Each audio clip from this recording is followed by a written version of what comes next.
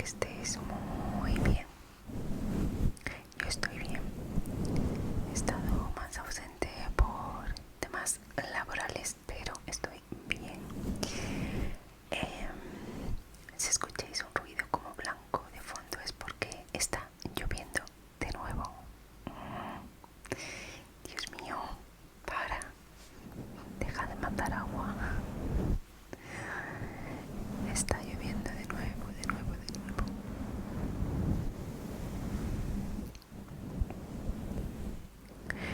Y hoy, como habéis podido ver en el preámbulo, estamos ante un nuevo caso de mujeres.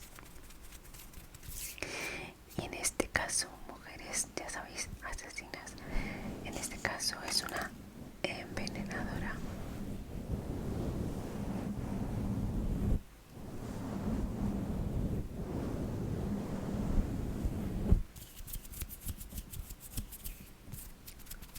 No me lo he leído, muy mal por mi parte. Pero este libro casi nunca me los leo porque voy directa al libro. No es como los otros, que sé que me los preparo más. Que por cierto, aún no me atrevo con el otro caso que os he ido comentando. A ver si para el próximo, que tenga un poco más de tiempo, porque se va a hacer largo, quizás tenga que hacer 2 capítulos, lo pueda hacer. Ese caso se podría ver desde tantos puntos de vista que fue. Pero bueno, hoy he cambiado la luz, la he puesto un poco más azul, tiene algunos tonos, subtonos así como violáceos, rojizos, pero predomina el azul. Y bueno, voy allá. No me entretengo más, podría hablar aquí, no sé.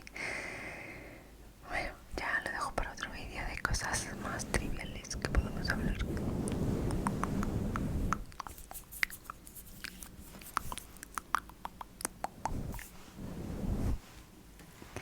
Y bueno, vamos a empezar con este caso.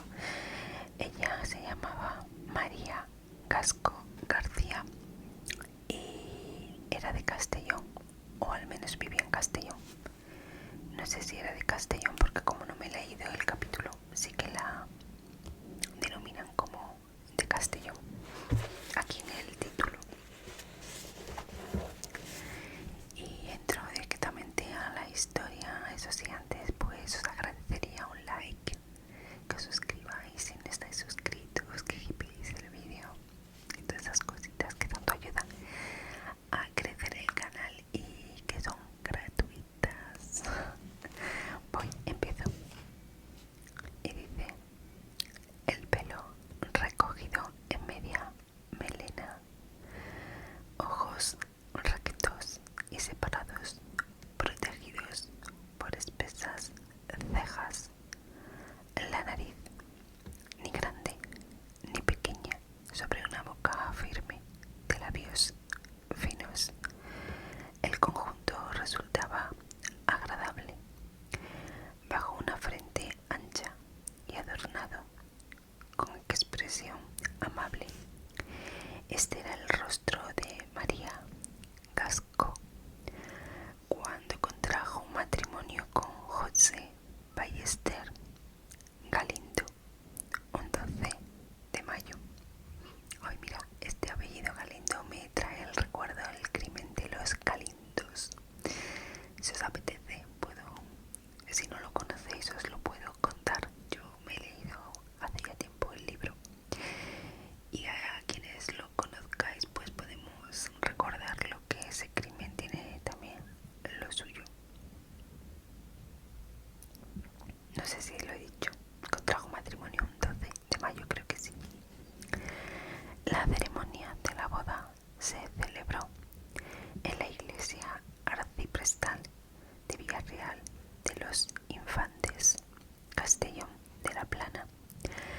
La unión comenzó con buen pie, siendo los esposos felices durante largos años de estabilidad matrimonial. A lo largo de esta época dichosa,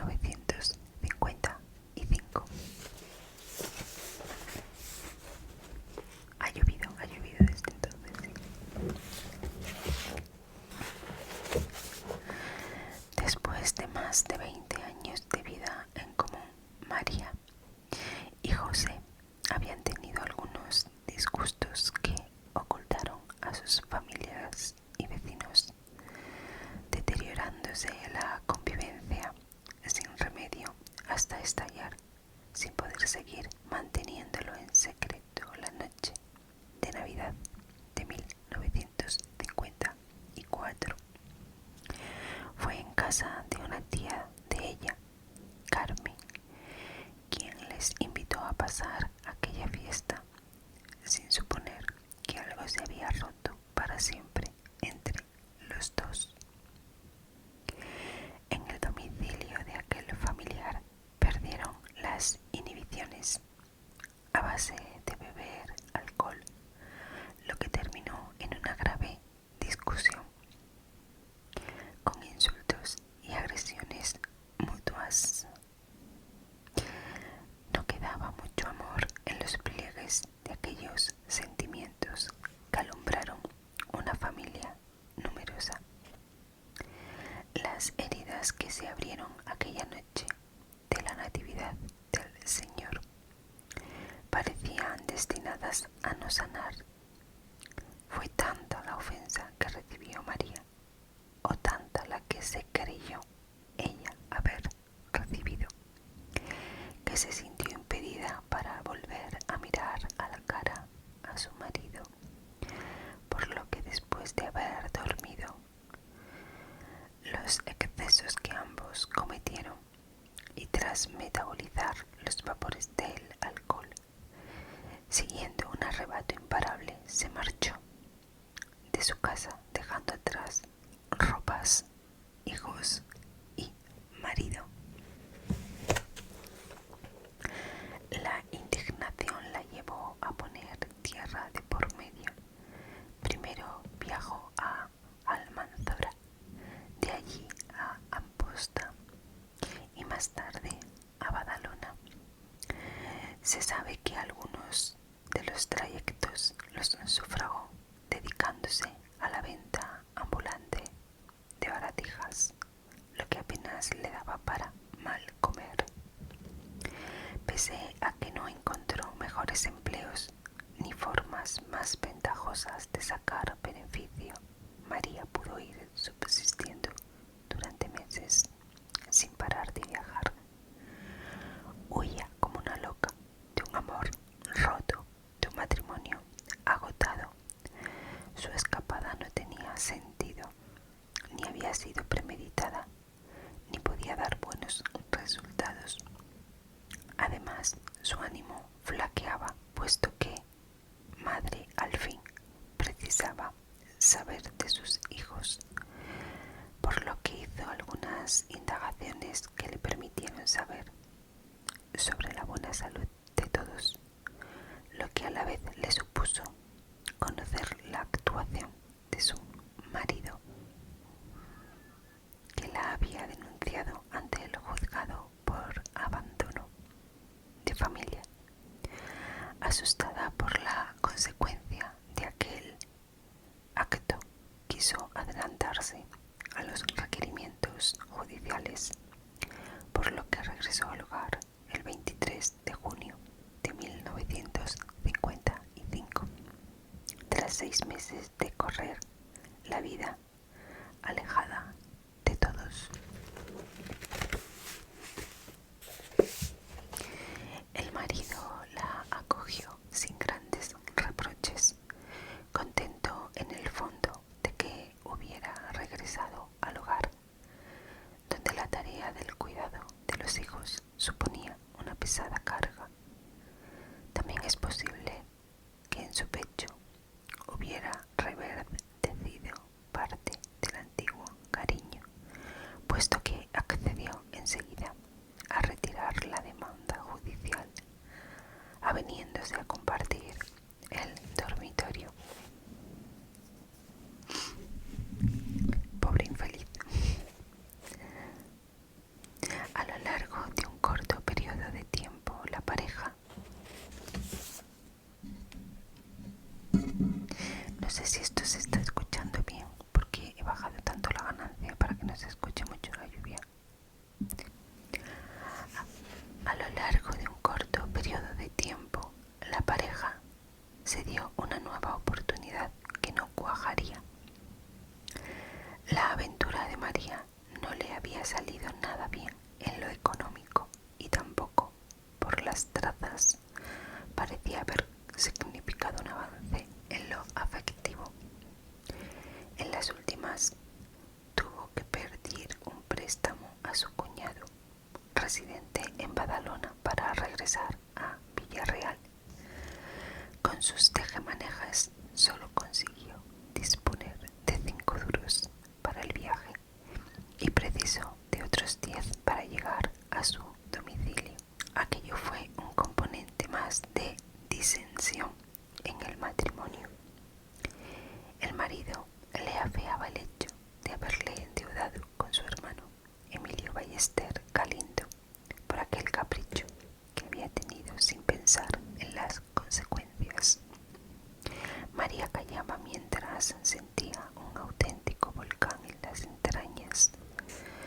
No solo se sentía incomprendida, sino también maltratada. Su vida era un fracaso y el culpable de que no le salieran bien las cosas era aquel extraño que compartía su cama, pues su marido se había convertido en una persona con la que apenas podía comunicarse. Por su parte, José acusaba aquel trato distante de su esposa, que le causaba repentinos arranques de violencia, de creer a la menor de las niñas. El padre había llegado a esconder un hacha pequeña en la alcoba a la espera de la oscuridad, mientras pronunciaba una frase preñada de amenazas. «Esta noche será la mía», habría dicho. Aunque todo esto podría muy bien ser fruto de una alucinación colectiva sufrida por la familia a raíz de la angustia de la madre, que transmitía un continuo rechazo a la figura paterna. Tal vez la niña vio al padre con alguna herramienta y le malinterpretó, porque lo cierto es que cuando María, alertada por la pequeña, decidió en prevención de males mayores trasladar su colchón a una habitación distinta de la alcoba marital, José la siguió sin hacer preguntas y se acostó junto a ella.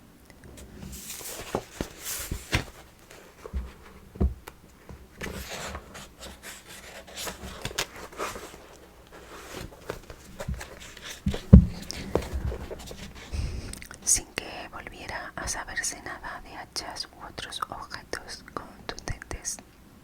A partir de entonces entraron en un periodo de enfriamiento de las relaciones, en el que José rehuía los contactos, limitándose a no cruzar palabra con su mujer y a evitar nuevas escenas que lo empujaran a reproches u ofensas.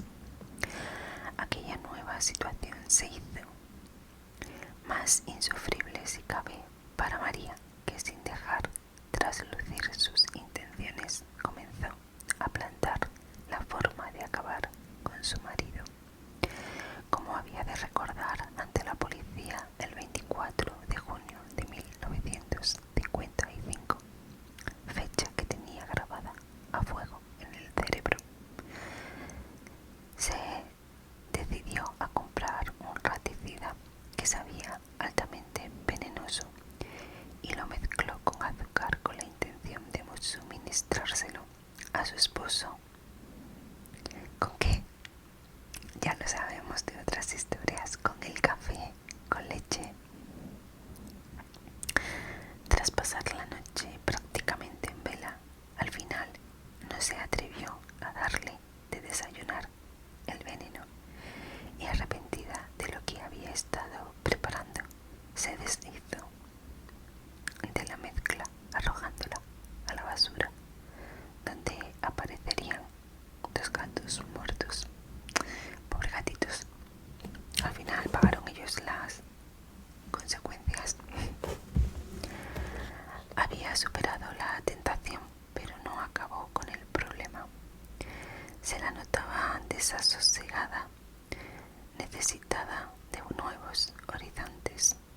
Su marido era un estorbo y una y otra vez no encontraba otra solución que mandarlo bajo tierra. A ratos sentía renovados impulsos de salir corriendo de aquel hogar opresor que la carcomía.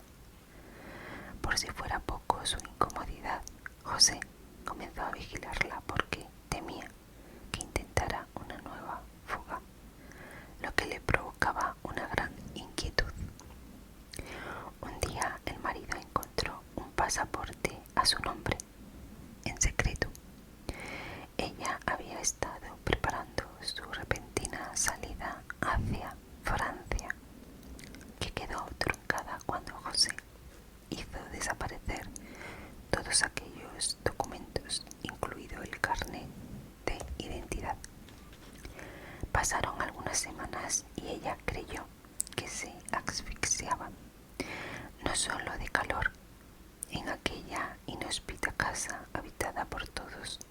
sus fantasmas, los de la niñez sombría, los de la adolescencia frustrada, los de la juventud que pasó de un embarazo a otro, los de la madurez que la enfrentaba a sí misma con una gran decepción en los ojos.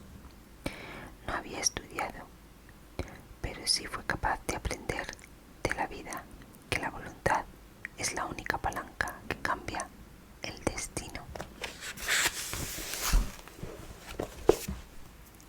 Pues mirad, esa frase me gusta, no para esto obviamente, pero para aplicarla al día a día. La voluntad es la única palanca que cambia el destino. Muy buena, muy buena, me la voy a apuntar.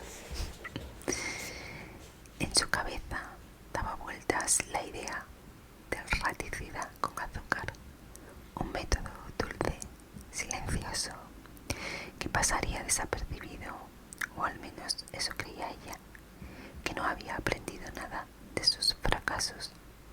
Eso también es muy bueno. Hay que aprender de los fracasos.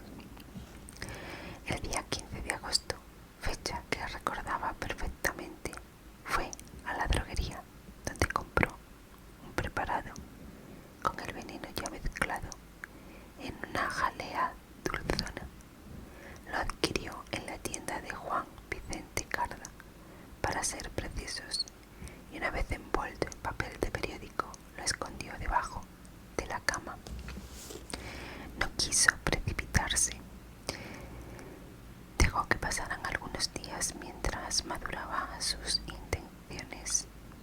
El 21 por la mañana, según consta en sus declaraciones judiciales, María decidió hacer chocolate para el desayuno de toda la familia.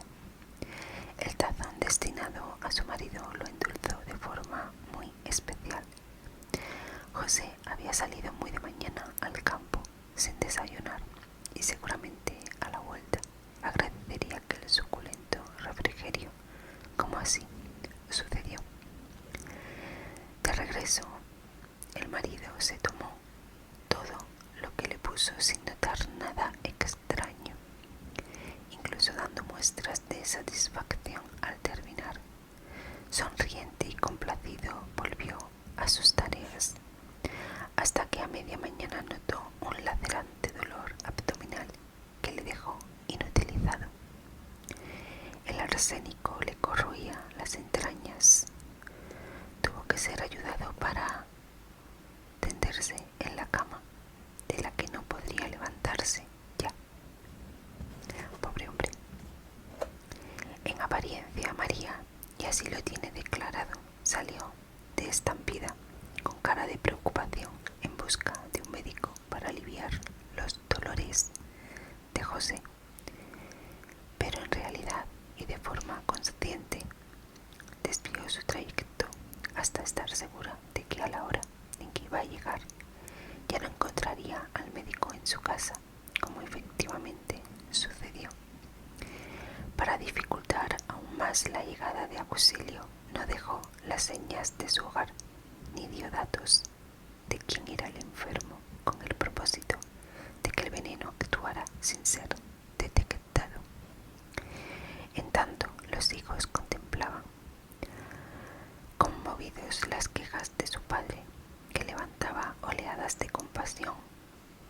Con sus ingobernables dolores, propusieron a la madre.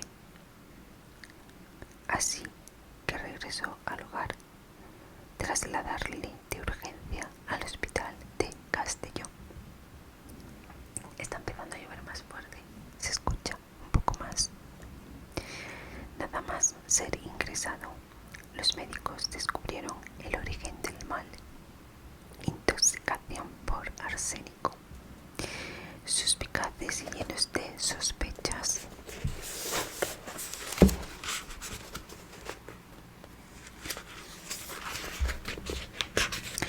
interrogaron a la esposa por si ella sabía de dónde podía haber venido aquel tóxico que había acabado con la vida de su marido. Encontraron en María una mujer primitiva, sin instrucción, que no obstante era capaz de fabular contestó a su interrogatorio con una frase que tardarían en olvidar.